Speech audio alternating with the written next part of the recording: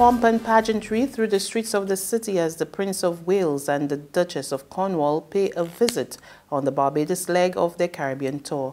That's the top story in your Tuesday, March 19 Barbados Today Evening News Update. Thanks so much for joining us. I'm Fernella Wedderburn. Hundreds of people, including tourists, descended on the capital this morning to get a glimpse of royal visitors Prince Charles and his wife Camilla, the Duchess of Cornwall. This is Prince Charles's first visit to Barbados in almost 50 years. He's on an 11-day visit to several Caribbean countries. During a short ceremony at National Hero Square, attended by Governor-General Dame Sandra Mason, Prime Minister Mia Mottley, and members of her cabinet, Prince Charles laid a wreath at the cenotaph before presenting the Barbados Coast Guard and Cadet Corps with their new ceremonial colors. Delivering a brief remarks, Prince Charles told the ceremony he is confident that officers will carry the colors with pride. As you march off the square today with your new colors, I have every confidence that the men and women of the Barbados Coast Guard and the Cadet Corps will carry these colors with pride.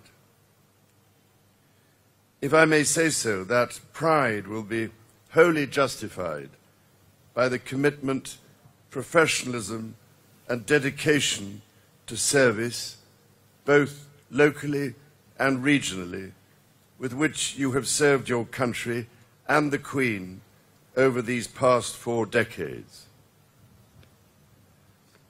As you enter into your 40th year of service as part of the Barbados Defence Force and alongside the Barbados Regiment, I am certain that you will not only continue to serve with distinction, but also to inspire all those who come after you and to whom these colours will one day be passed. Commanding Officer of the Barbados Coast Guard, Mark Peterson, assured the Prince that the officers and cadets will honour the colours. In the presence of so many who would have added to the reputation of both units, and in this, our 40th year of continuous service, I give you my word on behalf of the Barbados Coast Guard and the Barbados Cadet Corps that we will guard and honour our colours from whatever may lie ahead in the years to come. Wherever we are in the future, these colours shall remind us of this day in Your Highness's presence at Hero Square.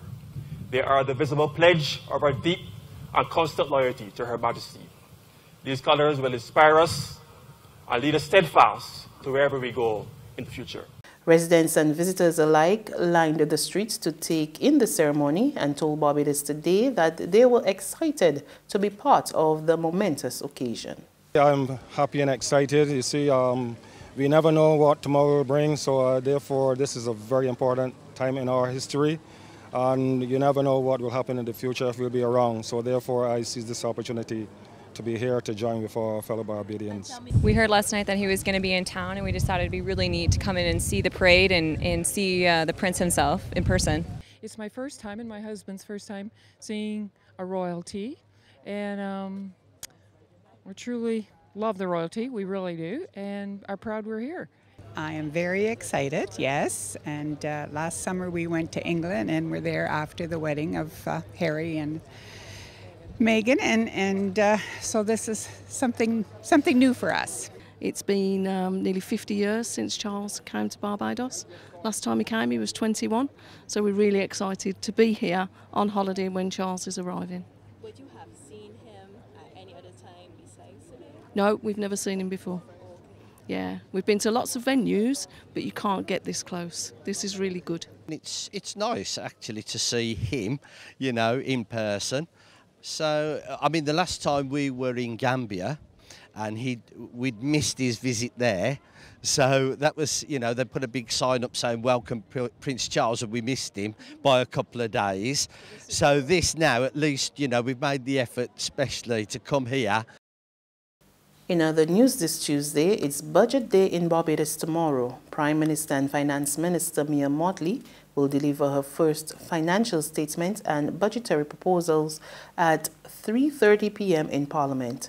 Barbados today took to the streets and spoke to residents on their expectations. This is the People's Say. What I would like to see is a little cut sometimes of certain things, like basically the storage issue. A little ease with that would be nice. And then businesses that developing, we would like a little help with them businesses as well, you know what I mean? Like small business and so on. And she's doing a good job so far, but a little ease on the storage project and thing would be nice. I would just like to see that they lower the water bill a bit, because some people is really struggling to pay the water. That is all that is my view. I would love to have a better transport service.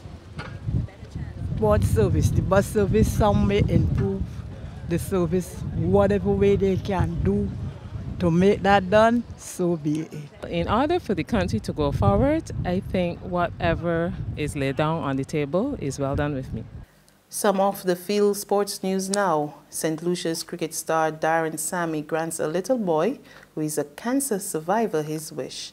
Here's a bit of that touching story from HTS News Force. Children often wish for the day they meet their hero. It's the stuff their dreams are made of. For a young cancer survivor in Pakistan named Hamza, it is a St. Lucian who features in his dreams. Hamza longed for the day when he would meet St. Lucia's cricket star Darren Sammy. And I'm desperately waiting for you. And for 3 to 4 years, I wanted to meet you, and you don't know how much big fan I am. I drawed your pencil sketch on the hospital bed. So this is my picture. So I drawed it when I was in hospital. And Sammy's management saw the video of the little boy speaking about what would be the visit of his lifetime. Together with Sammy, they made his wish come true.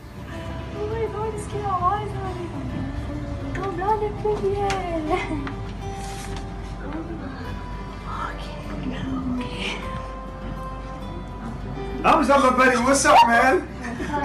I'm good. Hey, Hamza. So you see I kept my promise, right? Yes. Thank you. You're welcome. Ooh. This is me. Oh, your steps. Oh. Of course, this is me. Wow. Oh, thank you, man. Thank you. You're a champion. You know that, right? Yeah. You believe that, right? Yes. You're a champion, man. There's regional and international news after this short break.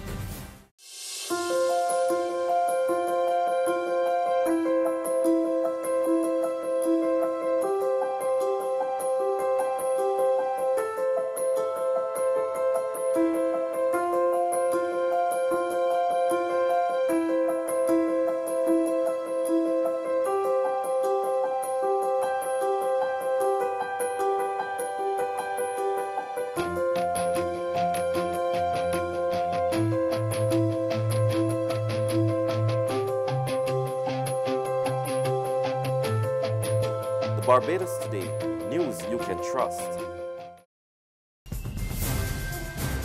To news from the region, fresh regional and general elections in Guyana can only be held in November. That's according to the chairman of the Guyana Elections Commission, retired Justice James Patterson.